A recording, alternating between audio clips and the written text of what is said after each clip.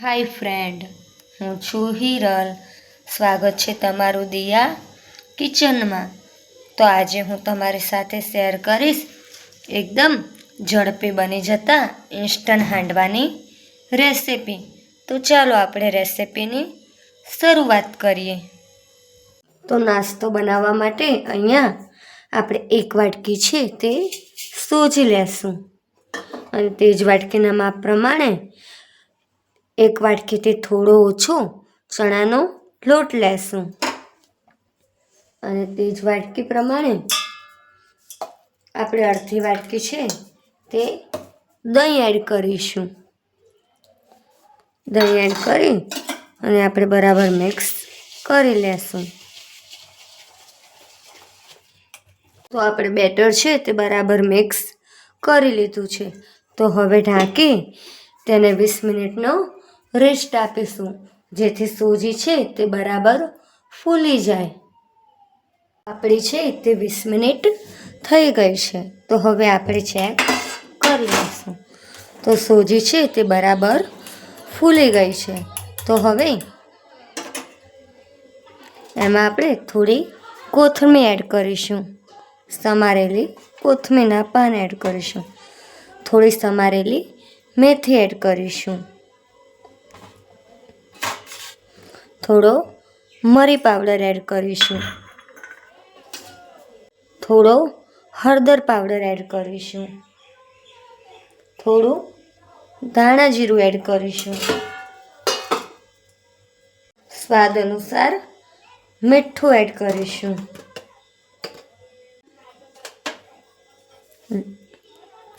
એમાં થોડી આદુ, મરચાં અને લસણની પેસ્ટ એડ કરીશું. આદુ, મરચાં અને લસણને ઝીણું વાટી લીધું છે તે એડ કરીશું. બધું એડ કરી અને બરાબર મિક્સ કરી લેશું. હવે એમાં થોડું છે તે બેકિંગ સોડા એડ કરીશું અને સોડાને એક્ટિવ કરવા માટે અહીંયા થોડો છે તે લીંબુનો રસ એડ કરીશું.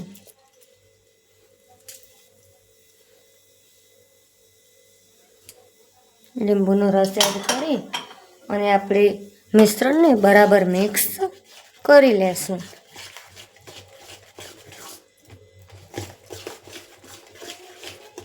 તો બેટર છે તે આ રીતે ચમચામાંથી પડે એ રીતનું આપણે તૈયાર કરવાનું છે. જો તમારે અહીંયા પાણીની જરૂર હોય તો તમે પાણી એડ કરી શકો છો. બેટર છે એમાં આપણે થોડું તેલ એડ કરીશું. તેલ એડ કરી અને બરાબર મિક્સ કરી લેશું. બેટર છે તેને આપણે એક દિશામાં જ મિક્સ કરવાનું છે.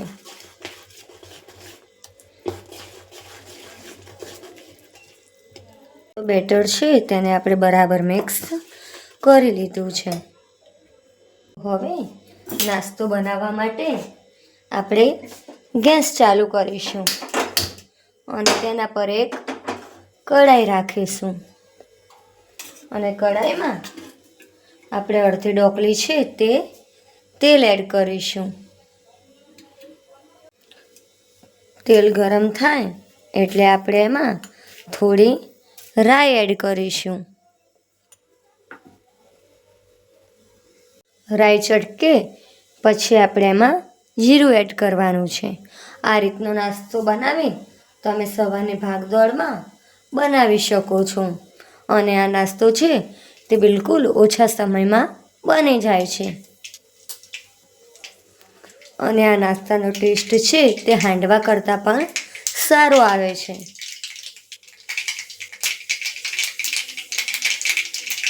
રાઈ ચટકે એટલે આપણે જીરું એડ કરીશું. જીરું ચટકે એટલે આપણે ગેસ ધીમો કરીશું અને તેમાં અડધી ચમચી છે તે સફેદ તલ એડ કરીશું.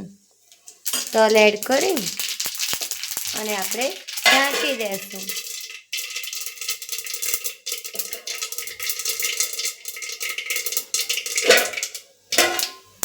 પછી આપણે જે આ બેટર તૈયાર કર્યું છે તે અંદર એડ કરી લેશું.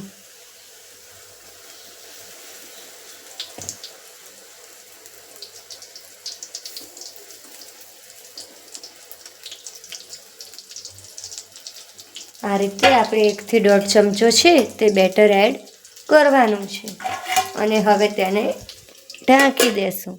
ઢાંકી અને ધીમા ગેસે તેને ગોલ્ડન બ્રાઉન થવા દેશું. તો આપણે 3 મિનિટ થઈ ગઈ છે, તો હવે આપણે ચેક કરી લેશું.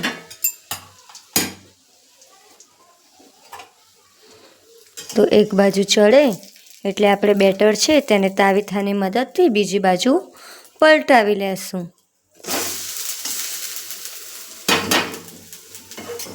પલટાવી અને આપણે સાઈડ પર આ રીતે થોડું તેલ એડ કરી લેશું અને ઢાંકી એને થોડી વાર માટે ચડવા દેશું.